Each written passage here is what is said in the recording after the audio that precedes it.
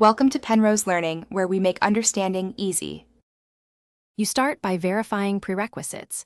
You need the Smart Life app installed and an account, and your iPhone signed into the same Apple ID. Once done, set up a HomeKit bridge or Home Bridge instance because Smart Life does not natively expose accessories to Siri. This bridge acts as the translator between Smart Life and HomeKit. Make sure devices are on the same too.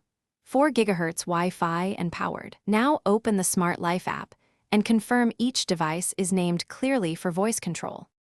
Next, you configure the bridge.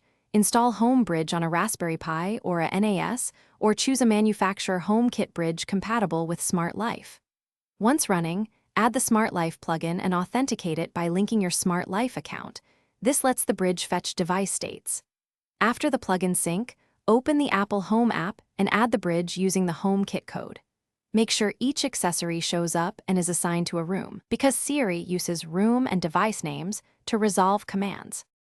To finish, test Siri with direct commands like "Hey Siri," "Turn on kitchen light," and confirm responses. If Siri misidentifies devices, rename them in the Home app for clarity. Once working, create scenes or automations to control multiple Smart Life devices with one Siri phrase. If something fails, restart the Home Bridge or Bridge device, reauthorize the Smart Life plugin, and confirm the bridge remains paired in Home. That single troubleshooting step, restart and reauthorize.